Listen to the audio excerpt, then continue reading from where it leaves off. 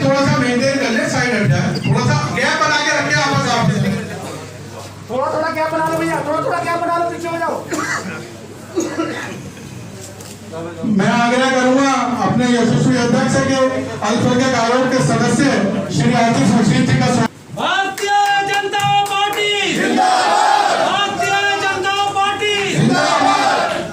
जवान सिद्दीकी साहब अनुरोध करूंगा अध्यक्ष जी से कि वो हाजी निसार साहब का स्वागत करेंगे।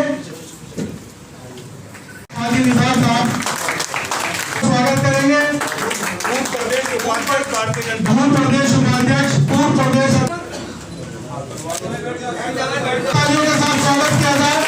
हमारे राष्ट्रीय अध्यक्ष जवान सिद्दीकी साहब आज पहली बार मोर्चा की तरफ से स्वागत किया जाए। जवान सिद्दीकी साहब से फलसा मिलाकर पार्टी को मजबूत करने का काम करता है।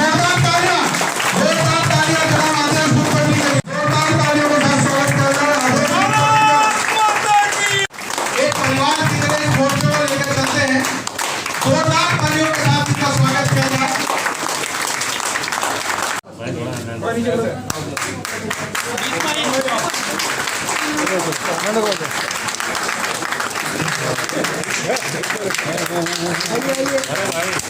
भारतीय जनता पार्टी कारी हारून साहब भारत माता की बहुत जोरदार तालियां खड़े होकर बजाइए आप सभी।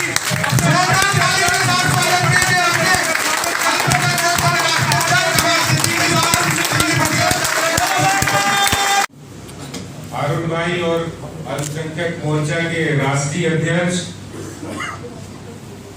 आदरणीय जनाब जमाल सिद्दीकी जी, पूर्व अध्यक्ष और निगम पार्षद रहे पुराने नेता भाई इमरान इस्माइल जी, पार्टी के दिल्ली प्रदेश के प्रवक्ता और विभिन्न मंचों पर टीवी पर भी कई बार अपने पक्ष को अच्छी तरह रखने वाले ऐसे भाई यासिर जिलानी जी, निसार साहब, हाजी निसार साहब जो पहले प्रदेश अध्यक्ष रहे, यहाँ आए हुए सभी हमारे अल्पसंख्यक मोर्चा के जुझारू कार्यकर्ता भाइयों और बहनों, सबको मैं नमस्कार करता हूँ। मुझे ध्यान है वो दिन जब प्रधानमंत्री नरेंद्र मोदी जी 2014 के अंदर देश सबको सम्मान देने की जो बात करते हैं वो सिर्फ बात नहीं है, जमीन पर उतर कर वो काम नहीं हो रहा है। भारतीय जनता पार्टी के प्रदेश अध्यक्ष के नाते जहां भी कार्यकर्ताओं को कहीं भी कोई भागीदारी की बात होगी सरकारी योजनाओं में, उसकी जिम्मेदारी मेरी है, मैं करूंगा उसमें। और मैं हारून भाई से कहता हूं कि आप ऐसे कार्यकर्ताओं की सूची बनाइए, मुझे दीजिए, जब अवसर आएगा तो जरूर वो जिम्मेदारी में निभाऊंगा। और हमारा काम है कि हम जहां भी, अभी आदित्य भाई कह रहे थे कि पहले हमें कई बार वोट मिलते थे फिर नहीं मिलते हैं, लेकिन हमें लोगों से कनेक्ट होने की जरूरत है, लोगों से संवाद करेंगे, लोगों से बात करेंगे, उनके जो उनके विचार हैं, अगर उनके विचारों में कोई भिन्नता है तो हम अपनी नीतियों से, अपनी बातों से उनको समझाएंगे, क्योंकि हर समस्या का हल कम्युनिकेशन है। अगर हम आपस में बात रखेंगे, बात करेंगे तो देर सवेर उन्हें समझ में आएगी, लेकिन आएगी जरूर।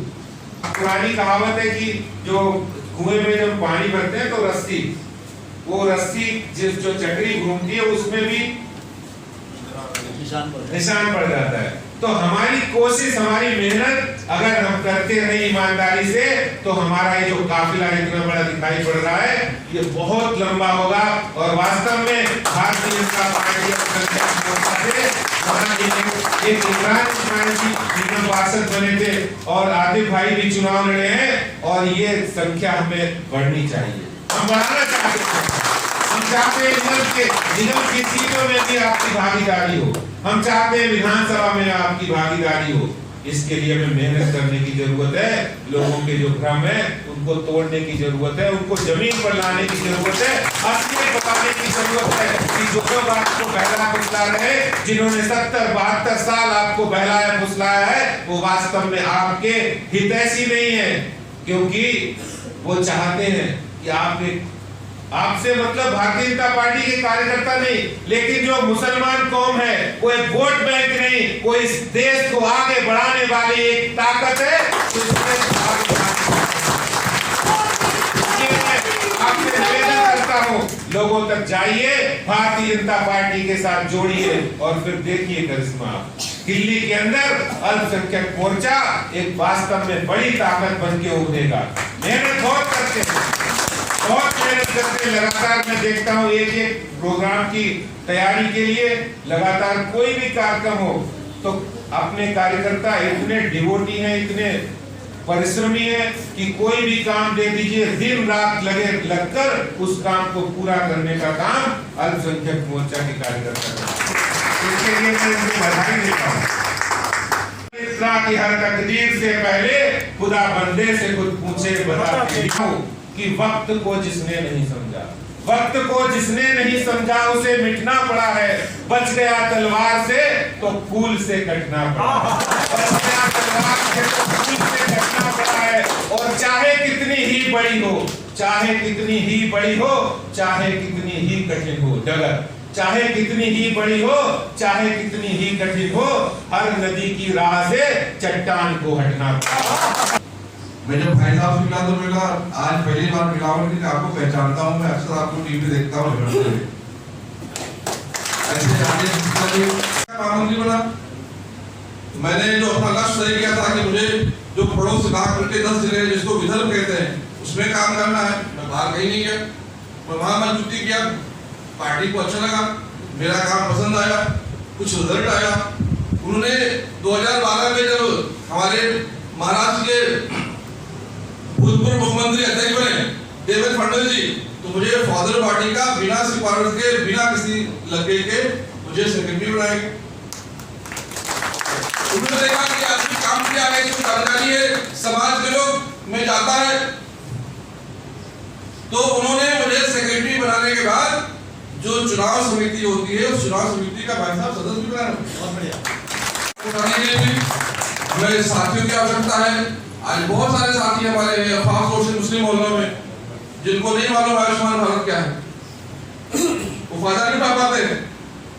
हमें एक फोर्स बनाकर, एक फौज बनाकर लोगों को उस फायदे के बारे में बताना है। अभी मैं देख रहा था साइड पर आतिफ भाई, जो मैं तो कमेटी में रहा हूँ, हज कमेटी का चेयरमैन रहा हूँ, कैबिनेट मिनिस्टर सलजा था, मेरे साथ आए मेरे पास, उन्होंने कहा जमाल भाई आपकी सरकार में महाराष्ट्र में देवेंद्र फडणवीस जी आपके गांव में, आप उनके टीम में थे, तो मेरा एक काम करवा दो जो अर्बन डेवलपमेंट में मेरी पोस्ट ही हटवा दो, वहां से बहुत परेशान हूँ। तो हमने बिल्कुल आवाज दिया, घंटी बजाया, मेरा प्यून आया, हमने कहा लेटर बनाओ साहब के लिए, तो उसने लेटर बनाया, मैं लाकर दिया, मैंने साहिब का अनुरोध किया और देखा तो हज कमेटी के चेयरमैन कैबिनेट मंत्री के लेटर बैठ था, उस पर 3 मुंडी हो रहा था, तो खुश नहीं हुआ। तो मैंने पूछा तुम क्या हो गया, तो बोले कमल का फूल होना चाहिए तो अच्छा रहता। खुदा का